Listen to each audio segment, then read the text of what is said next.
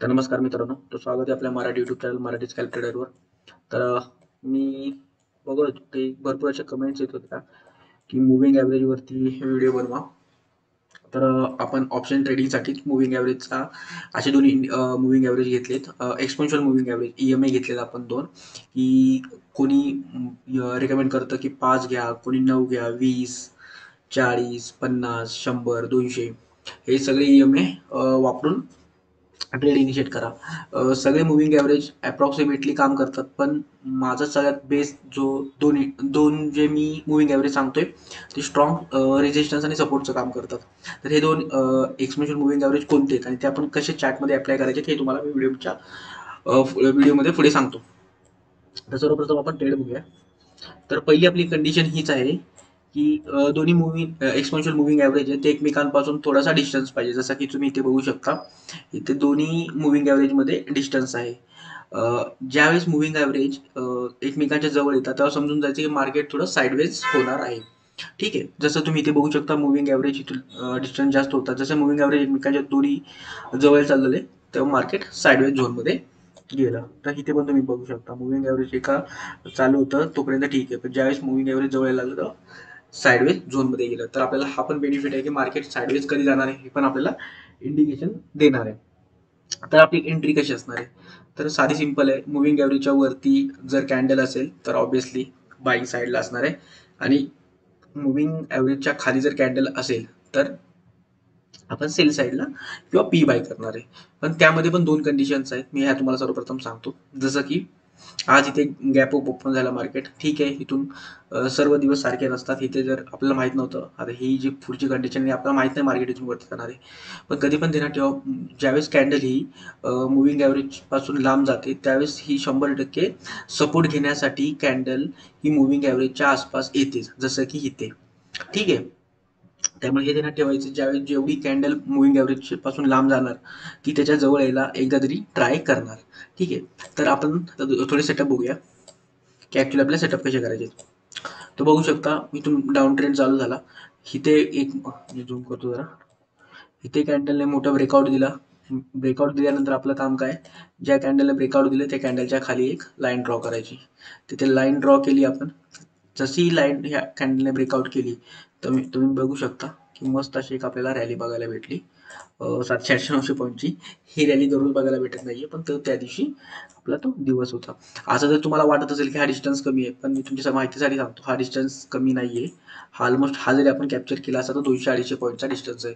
Candle स्टिकवर जाऊ नका.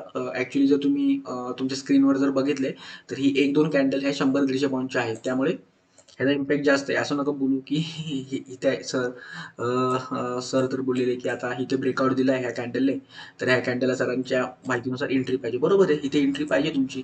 तर बघू शकता तुम्हाला ऑलमोस्ट 200-250 260 पॉईंट म्हणजे जवळजवळ 100 ते 120 पॉईंट तुम्हाला इथे इझिली कॅप्चर झाले. ट्रेड खोटं बोलत नाही, प्राइस ॲक्शन खोटी बोलणार नाही, पण आपण ध्यानात ठेवा थोडेसे आपण रूल्स फॉलो करणार. सेम कंडिशन इथे ह्या कॅन्डलने ब्रेकआउट दिला. ब्रेकआउट दिल्यानंतर आपण ट्रेडमध्ये लगेच इनिशिएट नाही करायचा. जी ब्रेकआउट दिलेली कॅन्डल आहे त्या कॅन्डलच्या खाली आपण एक लाईन ड्रॉ करायची, आणि ज्या वेळेस नेक्स्ट कॅन्डल जी बनणार आहे आपली त्या कॅन्डलला आपण ट्रेड इनिशिएट करायचं, जसं की इथे.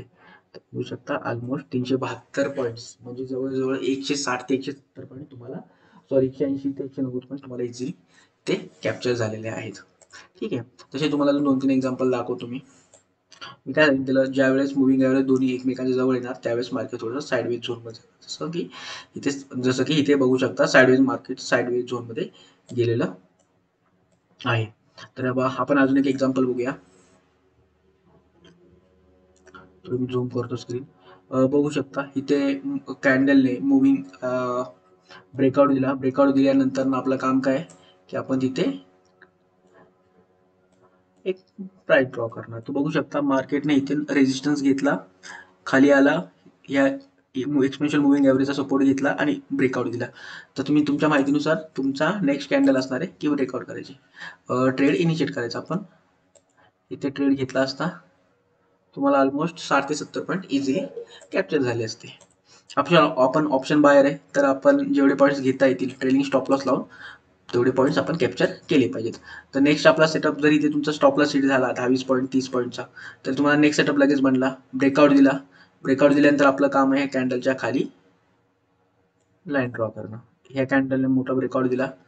नेक्स्ट कॅन्डलला आपण एंट्री इनिशिएट केली, म्हणजे आपल्या ह्या कॅन्डल एंट्री इनिशिएट केली. बघू शकता 400 पॉईंट तुम्हाला इझिली कॅप्चर झाले. मी काय बोलत आहे टोटली प्राइस ॲक्शन्स आणि मुव्हिंग ॲव्हरेजेस. तर मी वेळ न वाया घालवतो तुम्हाला सांगतो की मुव्हिंग ॲव्हरेज कोणते. दोन एक्सपोनेन्शियल मुव्हिंग ॲव्हरेज आहेत. एक तर आपला फेवरेट 20 EMA. मोस्ट ऑफ तुम्ही व्हिडिओमध्ये बघितलं असेल की 20 मुव्हिंग ॲव्हरेज हा वापरतात, कारण की भरपूर असे कॅन्डल्स अशा आहेत की 20 EMAचा सपोर्ट आणि रेजिस्टन्स हा घेतात. तर दुसरा मुव्हिंग ॲव्हरेज कोणता आहे, तर दुसरा मी ज्या प्रकारे टेस्ट करतो किंवा मी ह्याचा जसा वर्क करतो तर एकदम स्ट्रॉंग वर्क काम करतं हे कॅन्डलस्टिकवरती. तर तो आहे 44. देण्यात ठेवा 44 आहे. एक आहे आपला 20 आणि एक आहे 40. तर हे दोन इंडिकेटर आपले भरपूर चांगल्या प्रकारे वर्क करतात. तर हाच होता व्हिडिओ. तुम्ही पण प्रॅक्टिस करून बघू शकता किंवा लाईव्ह मार्केटमध्ये पण तुम्ही पेपर ट्रेडिंग करून बघू शकता ॲक्च्युली कसे वर्क करतात ते. हा जर व्हिडिओ तुम्हाला आवडला असेल तर प्लीज लाईक करा, कमेंट करा आणि जास्तीत जास्त लोकांपर्यंत शेअर करा, जे की हे सेटअप आणि अशा नवीन स्ट्रॅटर्जी माझ्या चॅनलवरती तुम्हाला बघायला भेटू शकतील. थँक्यू.